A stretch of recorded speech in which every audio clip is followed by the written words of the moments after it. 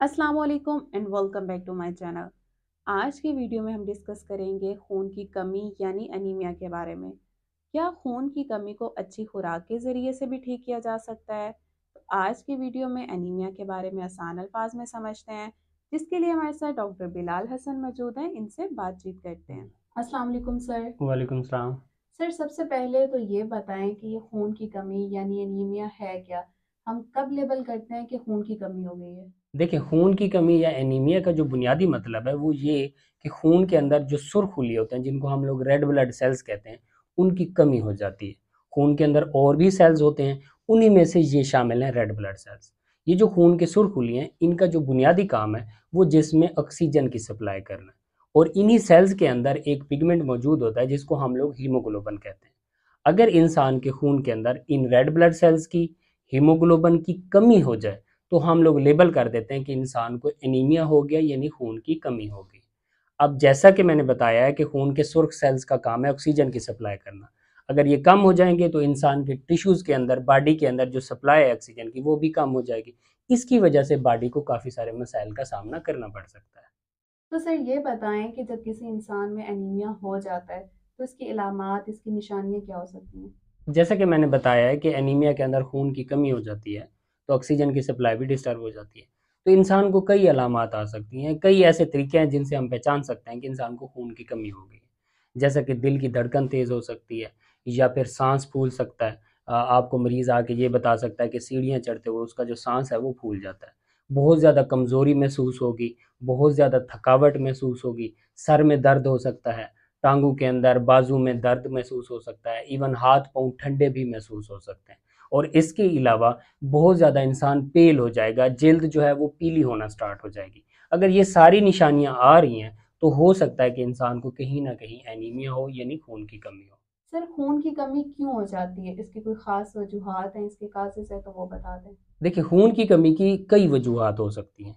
हो सकता है हमारे सेल्स के अंदर जो रेड ब्लड सेल्स हैं वो किसी भी बीमारी की वजह से तबाह हो रहे हैं, या फिर सही तरीके से बन नहीं रहे, या फिर ब्लीडिंग के ज़रिए से लॉस हो रहे हैं जिस्म से, तो खून की कमी हो जाएगी। जो सबसे बड़ी वजह है वो है आयरन की कमी। अगर किसी इंसान में आयरन की कमी हो जाती है, चाहे वो डाइट के थ्रू भी कम हो गया है, तो तब चांस होता है कि उसको एनीमिया हो जाएगा।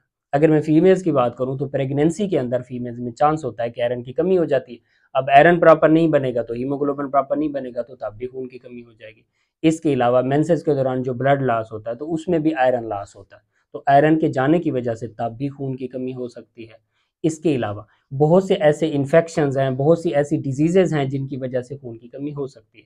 इंसान को अगर गुर्दे की कोई डिज़ीज़ चल रही है तो उसमें भी चांसेस होते हैं कि इंसान में खून की कमी हो जाएगी। इसके अलावा कैंसर के अंदर भी खून की कमी के चांसेस होते हैं।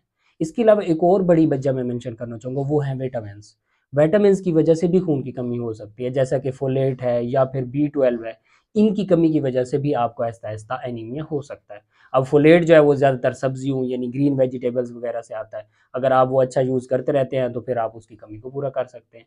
और जो बी12 है ये ज़्यादातर मीट वाली चीज़ों से आता है। अगर आप मीट अच्छे तरीके से ले रहे हैं तो तब तो वो पूरा रहेगा। अदरवाइज़ इसके जो रिसोर्सेज़ हैं वो भी बॉडी के अंदर कम होना स्टार्ट हो जाते हैं, इसके स्टोर्स कम होना स्टार्ट हो जाते हैं। तो उसकी वजह से भी खून की कमी हो सकती है।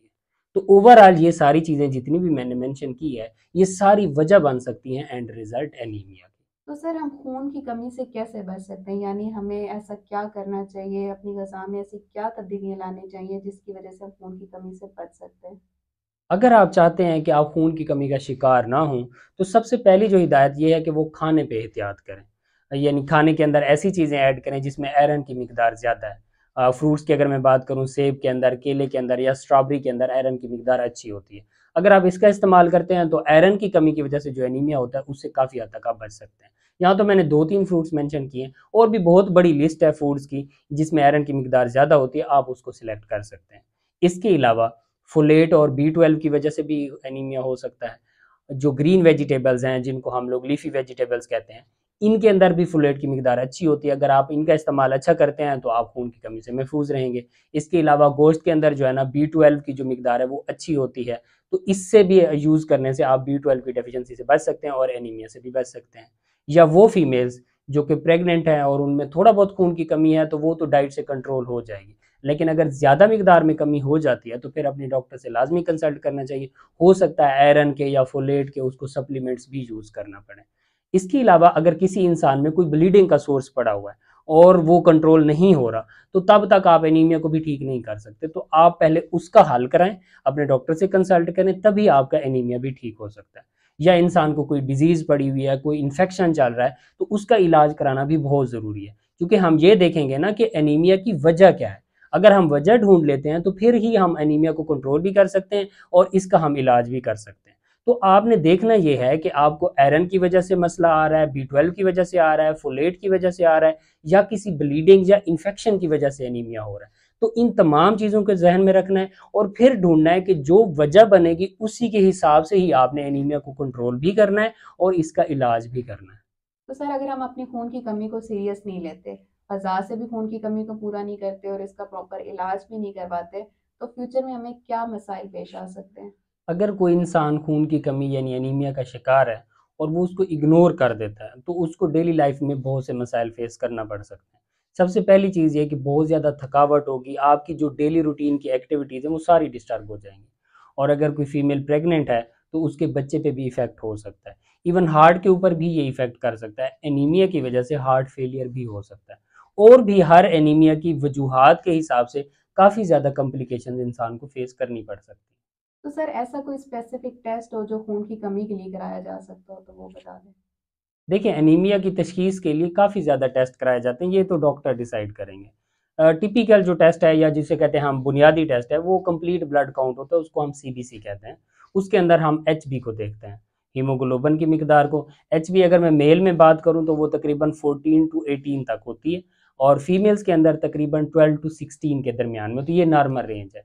इससे कम होती है तो फिर हम डिसाइड करते हैं एनीमिया है। लेकिन बेसिक जो चीज़ है वो ये है कि हमने एनीमिया की वजह ढूंढनी होती है, तो उसके लिए काफ़ी ज़्यादा और टेस्ट भी कराए जाते हैं जिस पे डिसाइड किया जाता है कि एनीमिया है या नहीं है। और अगर एनीमिया है तो उसकी जो काज है वो क्या होगी, तो उसको रूल आउट करने के लिए डॉक्टर्स डिसाइड करेंगे कि कौन से टेस्ट कराने चाहिए, कौन से नहीं कराने चाहिए। Thank you so much sir, आपने काफ़ी अच्छे से एक्सप्लेन किया। आई होप सो हमारे व्यूवर्स को इससे काफ़ी ज़्यादा फ़ायदा हुआ होगा। Thank you so much. Welcome. मैंने कोशिश की है एनीमिया के बारे में आसान अल्फाज में गाइड कर दिया है और मुझे उम्मीद है देखने वालों को बहुत फ़ायदा होगा। शुक्रिया। आई होप सो आपको ये वीडियो काफ़ी ज़्यादा पसंद आई होगी और काफ़ी कुछ इससे सीखने को भी मिला होगा। मिलते हैं नेक्स्ट वीडियो में एक नए टॉपिक के साथ, तब तक अपना बहुत सारा ख्याल रखिएगा। अल्लाह हाफिज़।